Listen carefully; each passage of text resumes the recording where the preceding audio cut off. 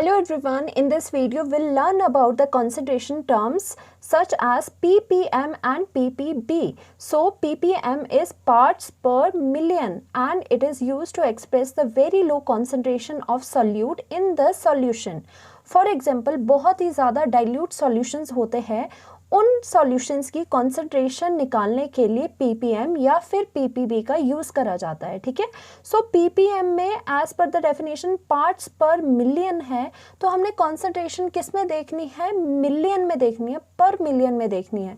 आपको पता है 1 मिलियन किसके इक्वल होता है, इक्वल्स टू 10 लाख के इक्वल होता है। ठीक है, 10 लाख के ये इक्वल होता है, या फिर क्या कह सकते हो, इक्वल्स टू 10⁻⁶ पार्ट, क्योंकि 1 मिलियन में 6 ज़ीरोज़ होते हैं। ठीक है, अब ये क्या बोल रहा है कि सपोज एक सॉल्यूशन है हमारा, ठीक है, सॉल्यूशन है, उसमें बहुत ही ट्रेस अमाउंट में, बहुत ही ज़्यादा कम अमाउंट में सॉल्यूट प्रेजेंट है। ठीक है, अब ये क्या बोल रहा है, ऐसे तो इजीली ये निकलेगा नहीं concentration of the solute in solutions की, ठीक है, डाइल्यूट सॉल्यूशंस की।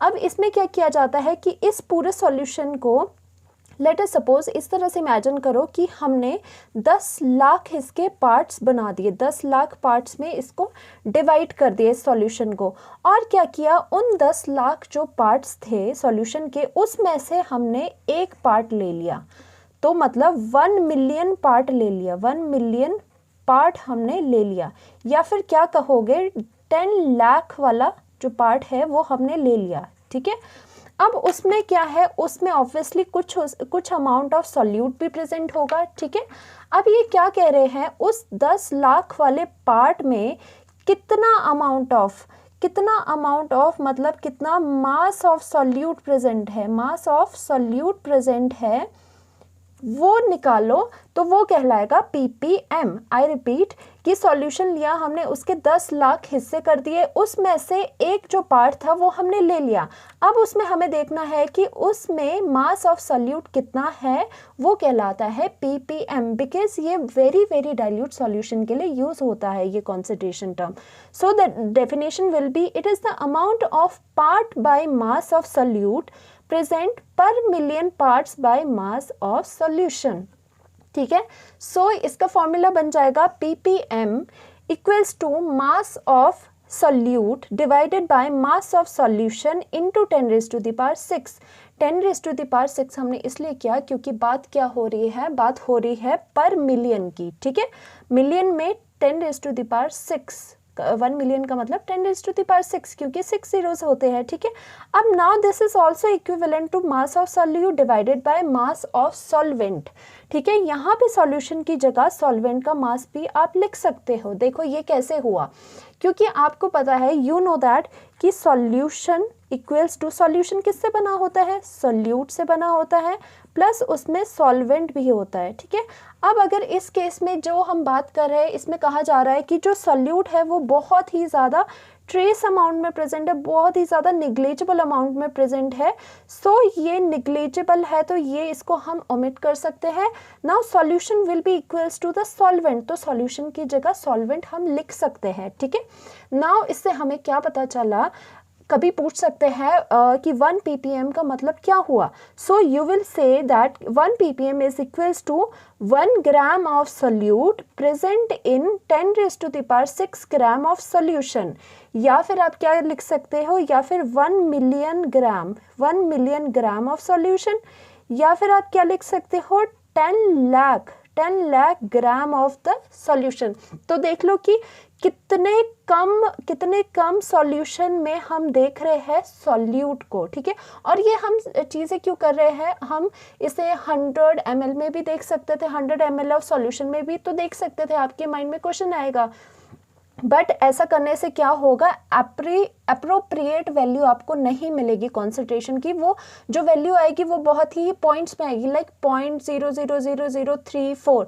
सो वो रीडेबल नहीं होगी, इसलिए हम ppm या फिर ppb का यूज़ करते हैं, सो दैट डाइल्यूट सॉल्यूशंस के लिए रीडेबल वैल्यूज आए कॉन्सेंट्रेशन की। So let's move on to the ppb, that is part per billion, and it is used to express the extremely low concentration of solute in solution. Now ये तो very low concentration था, ठीक है. now आया कि जो बहुत ही ज़्यादा extremely low concentration में present है solutes, उनके लिए part per billion का use होता है. now आपको पता है 1 जो billion है वो किसके equal होता है? 100 करोड़, मतलब 100 करोड़ के इक्वल होता है, ठीक है. 100 करोड़ का क्या मतलब? 10⁹ पार्ट, ठीक है. अब क्या कर रहे हैं, फिर से वैसे ही समझते हैं इसे भी, कि एक सॉल्यूशन लिया हमने, ठीक है, उसमें बहुत ही कम अमाउंट ऑफ सॉल्यूट प्रेजेंट है. सो इसमें क्या करना है, इसके 1 बिलियन हिस्से कर दो, या फिर 100 करोड़ इसके हिस्से कर दो. उसमें से 100 करोड़ में जो पार्ट होगा उसको देख लो, ठीक है. उसमें some amount of solute present होगा. अब how much gram of solute is present in this particular 100 crore part, वो होगा आपका ppb, कि 100 करोड़ या 1 बिलियन वाले हिस्से में कितना अमाउंट ऑफ सॉल्यूट प्रेजेंट है, वो कहलाता है ppb. और ये उन केसेस के लिए यूज होता है जो बहुत ही एक्सट्रीमली लो कॉन्सेंट्रेटेड है. Now definition will be, it is the amount of part by mass of solute present पर billion, that is 100 crore bye mass of solution. So ppb क्या हो जाएगा? मास of solute divided by mass of solution into 10⁹ इसलिए आया क्योंकि billion देख रहे हैं हम, तो बिलियन में 9 जीरोज होती है, ठीक है. Now this will equivalent to the, अब यहाँ पे देखो इसमें भी वही चीज़ हो जाएगी, सॉल्यूशन की जगह आप सॉल्वेंट लिख सकते हो, बिकॉज जो सॉल्यूट है वो तो ऑलरेडी ही वेरी एक्सट्रीम अमाउंट में प्रेजेंट है. सो ये इक्विवेलेंट हो गए. नाउ 1 ppb किसके इक्वल होगा? Now 1 ppb will be equal to the 1 gram of solute present in 10⁹ gram of the solution. 1 gram of solute, सिर्फ 1 ग्राम ऑफ सॉल्यूट प्रेजेंट है किसमें? 100 करोड़ ग्राम ऑफ सॉल्यूशन में. तो आप देख सकते हो कितना डाइल्यूट सॉल्यूशन होगा. Now that's all for today. Do like and subscribe. Thank you.